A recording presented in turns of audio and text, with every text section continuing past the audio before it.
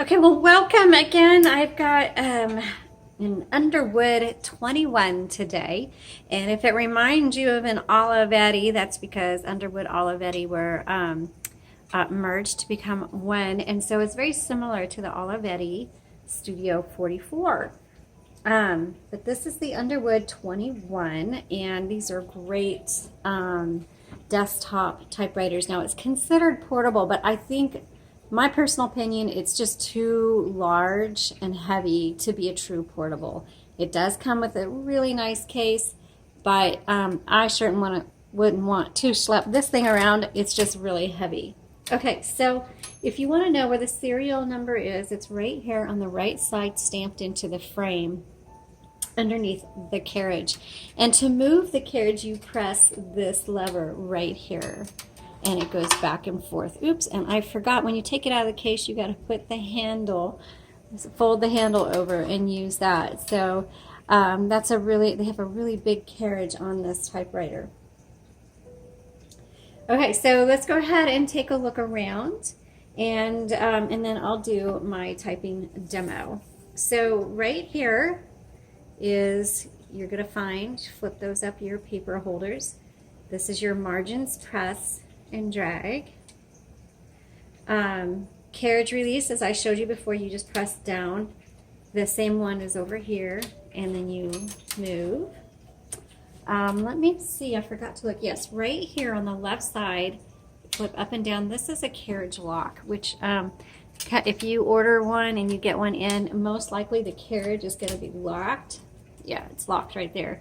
So it's not going to be able to move when you're transporting it. So when you get it and you're like, hey, I can't get my carriage to move, just come over here and flip the lock down.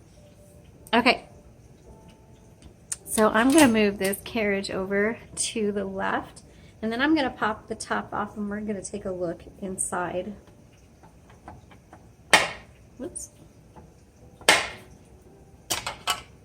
we go. Okay, so now this does not use a universal ribbon.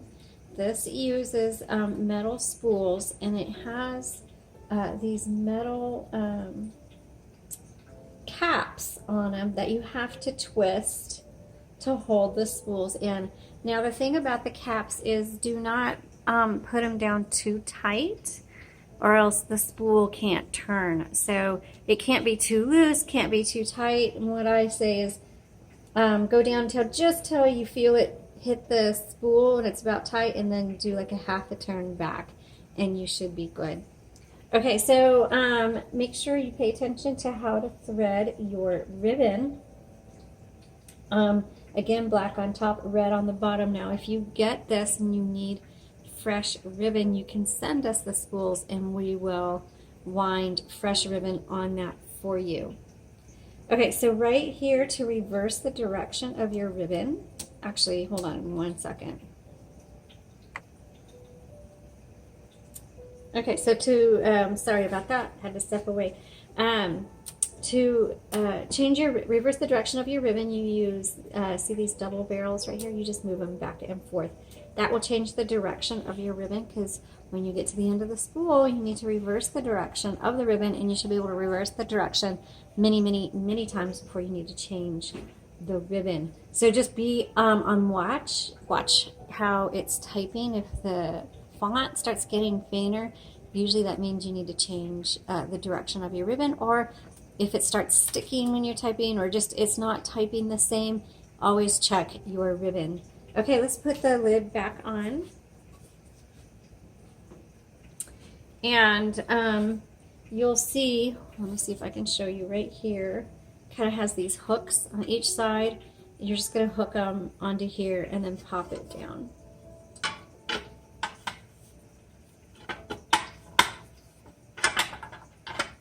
Oops. There we go. Okay. Okay, so now that I've got the top on, let's go ahead and do a typing demo, and I will show you the rest of the things of this typewriter. So I'm going to go ahead and take a piece of paper, and I'm going to keep the view from up here because I want to show you some more things with the keyboard. Okay, so the paper guide, put that in. And oh, that loads so nice. It catches it And look, nice and straight. Yay! Okay, so let's go back here. And when you hit the return handle, you're going to see you can adjust it to advance 1, 2, or 3 lines. What is this for? Oh, it even does 4. And then the 0 is probably like a lock. Yeah, it's not going to advance at all. So I've never seen a 4. That's pretty awesome. Okay, stop playing. Let's go ahead and type. All right, before I type, right here, this red key, this is your tab key. Now, there's a bunch of tabs here. To set and clear the tab, it's this one, this lever. So I'm going to hit the tab, and I'm going to see, I think that's the clear. So I'm going to go back and hit the tab. Yes. So down is clear, up is set. I'm going to clear that one. Oops. Let me go back. Tab, clear. So that should go just to the middle. It sure does. Okay, so down is clear, up is set.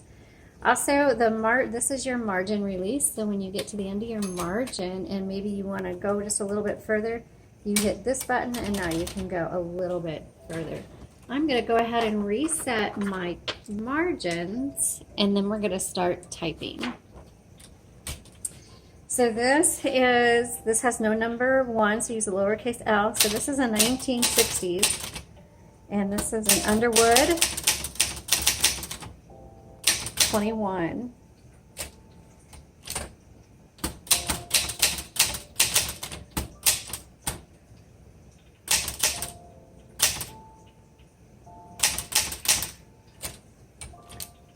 Okay, so when you work with an Olivetti or an Underwood, you just can feel the difference in the mechanical work, and it's just so, everything's so much tighter, and you can just feel it just runs like butter, you know, like velvet. It just is a beautiful typing experience. Oh, whoops, hold on. Let's do this over. I want to switch the colors.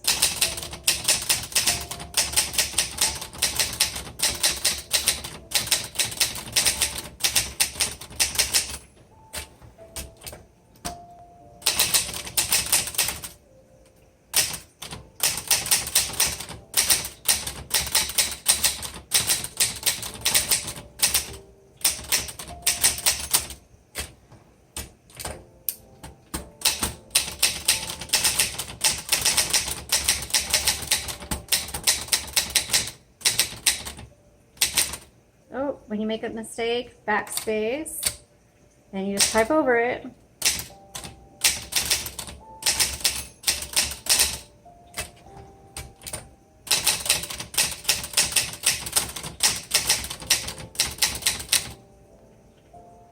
Again, backspace, sorry.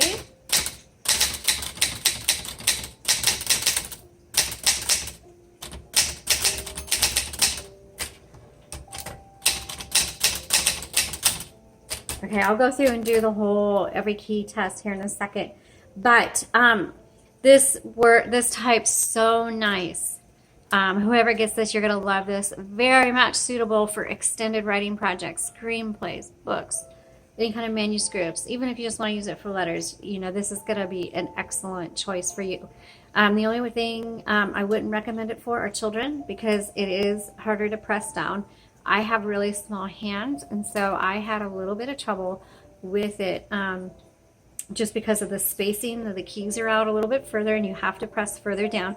So for those of us who have a smaller hands, this is probably not the best. You can still type, but you're going to have to one finger it, and it's not the best for us. And then also, if you're a fast typist, I did notice that this typewriter, for some reason, when we're fast typists, sometimes we type on top of each other, and I would get a thunk if I tried to type another letter on top of one that I was still working on. I don't know if that makes sense. You kind of overlap a little bit. So there's no overlapping, which means you have to just slow down your speed just a tad. So if you're a super fast typist, you may find this typewriter a little frustrating. But if you're not worried, if you don't have a need for speed and you don't have tiny hands, you're gonna love this machine. It's fantastic. So let me go ahead and finish up the typing demo.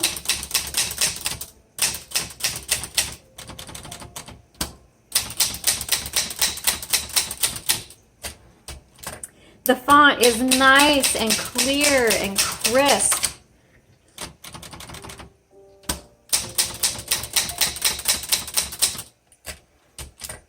And the return handle, go backspace.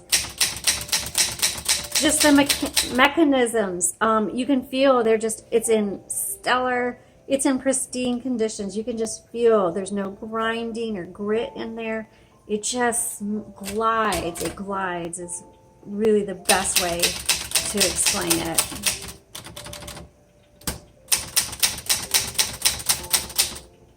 Okay, so here it is, and there's an up-close photo. If you go on that link that's in the description, you can see up-close photos of this typewriter if you want to look at that. Hope you found this helpful. If you have any questions or comments, please leave them below. Please subscribe to our channel. Visit our website at jotandtittletypewriters.com, and you have a blessed day.